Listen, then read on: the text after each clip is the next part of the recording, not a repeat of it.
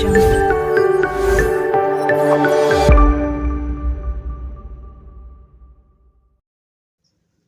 ଲୋକମାନେ ଯାଉଥିବେ ମାନେ these people will be going। ମୁଁ ଯାଇଥିବି ମାନେ I shall have gone। ଆମ୍ଭେମାନେ ଯାଇଥିବୁ ମାନେ we shall have gone। ତୁମ୍ଭେ ଯାଇଥିବ ମାନେ you will have gone। ସେ ପୁଅ ଯାଇଥିବ ମାନେ he will have gone। ସେ ସ୍ତ୍ରୀ ଯାଇଥିବ ମାନେ she will have gone। ସେମାନେ ଯାଇଥିବେ ମାନେ they will have gone। ଏହା ଯାଇଥିବ ମାନେ it will have gone। ମୁଁ ମୋର ହାତ ଧୋଇବି ମାନେ I am going to wash my hands।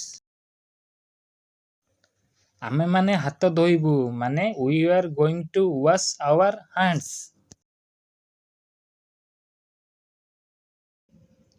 ତୁମେ ହାତ ଧୋଇବ ମାନେ you are going to wash your hands।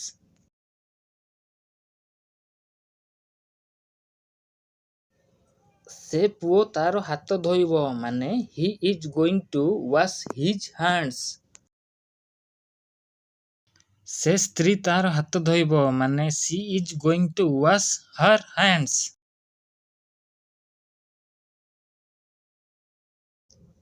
ସେମାନେ ହାତ ଧୋଇବେ ମାନେ they are going to wash their hands।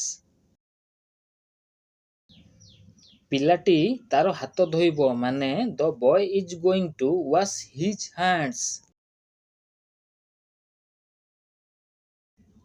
ଏହି ଲୋକମାନେ ହାତ ଧୋଇବେ ମାନେ these people are going to wash their hands।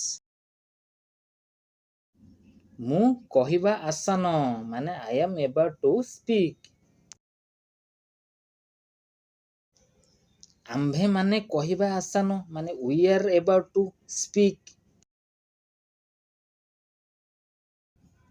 ତୁମ୍ଭେ କହିବା ଆସନ ମାନେ you are about to speak। ସେ ପୁଅ ଯିବା ଆସନ ମାନେ he is about to leave। ସେ ସ୍ତ୍ରୀ ଯିବା ଆସନ ମାନେ she is about to leave। ସେମାନେ ଯିବା ଆସନ ମାନେ they are about to leave। ପିଲାଟି ଯିବା ଆସନ ମାନେ the boy is about to leave। ଏହି ଲୋକମାନେ ଯିବା ଆସନ ମାନେ these people are about to leave। ଆସନ୍ତାକାଲି ସୋମବାର ଅଟେ ମାନେ tomorrow is Monday।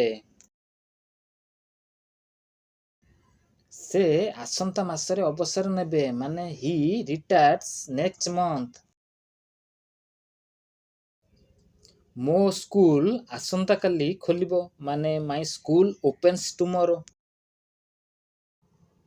ଆସନ୍ତାକାଲି ଆମେ ଦିଲ୍ଲୀ ଯାଉଛୁ we are leaving for Delhi tomorrow। ସେ ମୋତେ ଭୋଜିକୁ ନିମନ୍ତ୍ରଣ କରିବେ ମାନେ he is inviting me to the party। ସେ ରାତ୍ରି ଭୋଜନ ପାଇଁ ମାଂସ ଖାଇବେ ମାନେ he is having meat for dinner। ସେ ଆସନ୍ତା ମାସରେ ବିବାହ କରିବେ ମାନେ she is getting married next month। ସୂର୍ଯ୍ୟ ଉଦୟ ହେବା ଉପରେ ମାନେ the sun is about to rise। ଟ୍ରେନଟି ପ୍ରାୟ ଛାଡ଼ିବ ମାନେ the train is about to start। ମୁଁ କହିବା ଉପରେ ମାନେ I am about to speak। ସେମାନେ ବର୍ତ୍ତମାନ ଖାଇବେ ମାନେ they are about to eat now। ସେ ପଡ଼ିଯିବା ଉପରେ ମାନେ he is about to sleep।